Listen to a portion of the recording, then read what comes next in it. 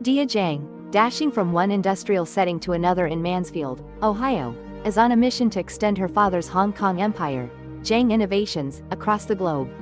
She's got big plans. Bringing jobs to America isn't just good PR, it's a lifeline for the fading city of Mansfield. Her dad, Wu Jong, buys into her passionate pitch, hook, line, and sinker. Before she can say, factory floor, she's shaking hands with the town's mayor, who's practically tripping over his feet to thank her for thinking of their quaint city. Fast forward to her jet-set departure, and boom. Cue Ba Young, the stalwart bodyguard, as his spidey senses tingle at the sight of something fishy at the hangar. But oh no, just as he susses it out, it's action time. Mercenaries, cleverly masquerading as plain old Joe workers, spring their trap. In a flurry of fists and fury, Ba Young dishes out some justice, though it's lights out for him shortly after. The baddies make off with Dia and a few of her colleagues, leaving our unconscious hero with nothing but a USB drive for company. That little gadget? It's got a direct line to Ray Breslin in LA, security whiz extraordinaire. Meanwhile, Ray's got his own fish to fry, tying up loose ends left by Lester Clark's shady ops. His partner, Abigail, keeps him on his toes over the phone, just to spice things up. Imagine this, Bresin Security's shining image is on the line while a mysterious man, let's call him Mr. Friend, saunters in expecting some real action. And boy, does he bring it. Surrounded by bodyguards itching for a fight, Mr. Friend, actually named Shen, whips out his umbrella and briefcase. Pow, wham, guards down. Like a scene from a spy movie, he waltzes past the reception, thanks to snagging an access card, and boom, Mr. Chow is out cold with a swift knockout. Now, here's where it gets juicy. Shen digs out a disc from Chow's pocket, but oh no, he's caught. In comes Ray, cool as a cucumber, gun in hand. But instead of a shootout, Ray's like, let's check out this disc together, buddy, and if there's no dirt on me, it's all yours. Cut to Mansfield, Ba is being grilled by the cops about a kidnapping. Enter Wu, furious, demanding answers about Dia's disappearance. Things escalate, Wu is tossed out, and Ba, alone and bewildered, stumbles upon a USB drive in his own pocket. Talk about a bad day getting weirder. Meanwhile, Shen, disc in pocket, teams up with Ray and brings along his girlfriend, Abigail. Imagine that rendezvous. It's undercover drama with a dash of romance. Just when you thought things couldn't get any spicier in the land of espionage, hold on to your seats because we're diving into an international thriller. Picture this. Ray is combing through a USB drive with bated breath. Bingo, no trace of the notorious Raay or Bresin security. Fingers crossed, right? Just then, Shen waltzes in, dropping bombshells like he's hosting a gala in an ammunitions factory. Apparently, he used to run the security show at Jang Innovations, which, surprise surprise, owns a string of high-tech prisons globally that double as torture chambers for hire. Scandalous. Now, here's where the plot thickens. Shen cheekily hints that Ray's former buddy, Lester, might have snuggled up to Jang's wallet, only to later find out that Lester Jr. has pulled a dramatic sequel to his dad's betrayal by kidnapping someone dear, none other than Dia. Jumping on the clue train, Ray spots something intriguing. A video on the USB, filmed in what could pass for the last place you'd want to check into, a prison chapel deep in Russia. Wasting no time, Ray rings up Trent, the go-to guy for crisis GPS tracking. Trent, cool as a cucumber, tracks the chilling coordinates to none other than Devil's Station in Latvia. Locked and loaded, Ray teams up with Shen, ready to rescue Dia and bring down the curtain on Jang's grisly gig. Operation Save the Day is officially a go. Buckle up folks, over in sunny Los Angeles, Abigail, who apparently hates goodbyes, basically drags our way out the door in a hurry. Gosh, can anyone say, road trip? But hold your horses, she needs to pack. Classic last-minute packing drama, right? Meanwhile, cutting over to Devil's Station, sounds ominous, am I right? Dia's doing her best to sweet-talk Lester Jr., but oh boy, he's having none of it. He decides to shock everyone by cutting one of Dia's team out of the picture. Literally, ouch. Switching gears, Shen's playing bad cop with Ba, giving him the third degree over losing Dia, and Ba's just there nodding like a bobblehead in agreement. Back at Bresin Security, the plot thickens when Abigail, mid-chat with Ray, gets whisked away by some shadowy figures. Classic kidnap caper. Then there's Wu, chilling with the cops, wondering who might dislike him enough to pull off a kidnapping.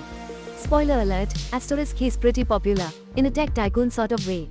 Just as he's demanding a bigger search party, boom. Lester Jr. pops up on a video call, all encrypted and mysterious, dropping the bombshell that Wu could have been a better friend to his dad.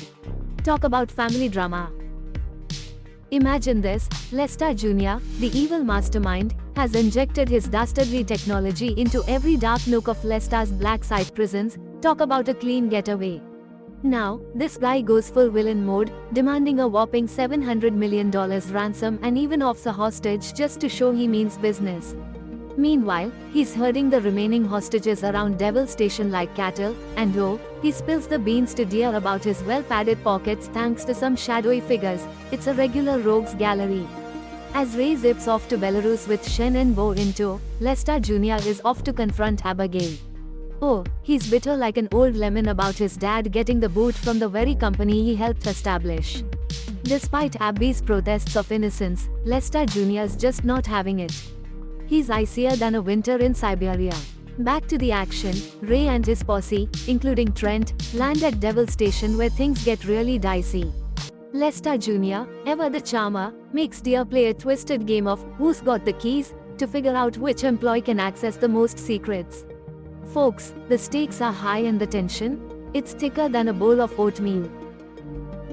In a daring twist of events, Wong bravely volunteers as a hostage, but the tension skyrockets when another hostage is mercilessly executed, and Wong is dragged away for a grueling interrogation.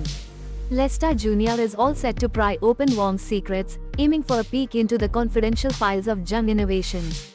When Wong plays tough, a gun to his head suddenly makes those future plans a tad easier to spill. Meanwhile, the laptop's up and running, ready to cough up reams of company data. Cut to RY and his elite squad lurking outside Devil Station. Hush deploys a drone, snooping around with its thermal eyes, and bingo. It unveils Lester Jr.'s secret playground, a grim blacksight prison holding around 40 unlucky souls. Ba is itching to storm in, but Ree's cool as a cucumber, whispering strategies and reminding everyone about their man inside. Timing is everything, folks. Elsewhere, the lone wolf Trent sneaks off, armed with his fiery dragon breath ammo, because who needs backup when you're this hot? Back at Lester Jr.'s lair, as he mulls over Abigail's fate, his henchman Frankie chimes in with a reality check. It's all about the money, he reminds, urging Lester not to lose sight and get tangled up in vengeful fantasies sparked by his dad's demise. Sometimes even bad guys need a little nudge towards practicality.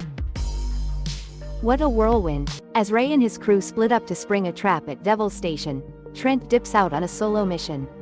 Meanwhile, Ray, ever the loner, sneaks through the sewer tunnels. Shen and Ba, stuck together like an odd couple, wait outside. Little do they know, Lester Jr. is already 10 steps ahead, his men blending into the shadows like ninjas at a pajama party. Something smells fishier than the sewers to Ray as Shen reports a ghost town scenario at the security tower. With all the finesse of a blockbuster thriller, Lester Jr. has turned Dia into the damsel in distress, cuffing her to a balcony for all to see, a classic fate. Shen, smelling the trap, votes to wait for the green light from Ray. But no, Ba, driven by a hero complex, dashes into the fray like a bull in a china shop, totally setting off landmines and getting snagged by the enemy. And guess what? Lester Jr. can barely keep his smug smile in check as he reveals a cheeky twist. Ba's USB drive was basically a homing beacon for team bad guys, leading them right to the prize. Talk about being tech-savvy, Now, with both Dia and Abigail paraded in front of the cot duo, Lester Jr. spots the tension. A light bulb moment. He realizes Shen and Dia have a backstory. Oh, the drama. Who needs TV with this kind of live-action excitement, right? Despite DIA's protests and with Ray eavesdropping, Lester Jr. goes rogue and shoots Bo down. He then shockingly calls Raay to witness the horror of Abigail's throat being slit. Devastated and swamped with guilt, Ray powers through the tunnels. Meanwhile, Frankie, totally oblivious, is also on the hunt for Ray, but little does he know, Ray's ready to rumble. As Frankie creeps closer, Ray pounces, taking him down with a flurry of stabs, and marches onward. Reeling from the tragedy of losing Abigail, Ray transforms his grief into rage, knocking down Lester Jr.'s goons one by one. Over in a less exciting part of town, Dia and Shen find themselves in a bit of a pickle, locked in separate cells. But Shen's not one to sit still. He's already cobbling together an escape plan. After a grueling journey through the underbelly of the city, Ray bursts into the chapel, his final showdown spot. Back at the prison, Wu, sticking religiously to Shen's master plan, coolly ignores Lester Jr.'s call, even as the cops press him for answers. And Shen? Well, he's getting crafty with cell wall scraps and a stolen taser, setting a little fire to liberate himself. Just in time, Trent shows up, blazing with dragon's breath. The smoke billowing from Shen's cell is a sight, inadvertently turning heads and raising alarms. What a way to heat things up.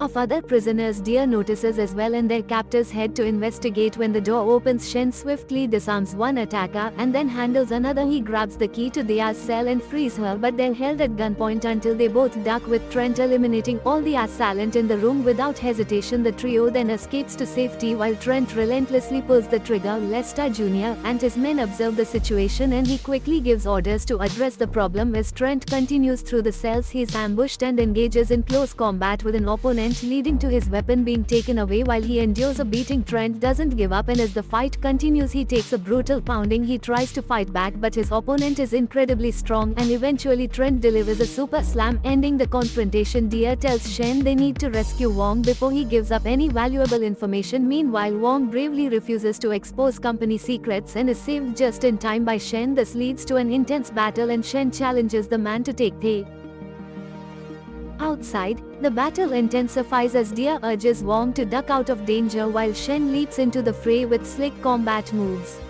He's briefly down but not out. Popping back up, he dishes out a medley of strategic strikes. His opponent is relentless, though Shen masterfully outmaneuvers and incapacitates him with a twist and snap to the foot, then nails the victory with a knockout punch. Shen and Dia share a quick victory moment before making their escape. Simultaneously, Ray and Lester Jr. are caught in a high-stakes shootout.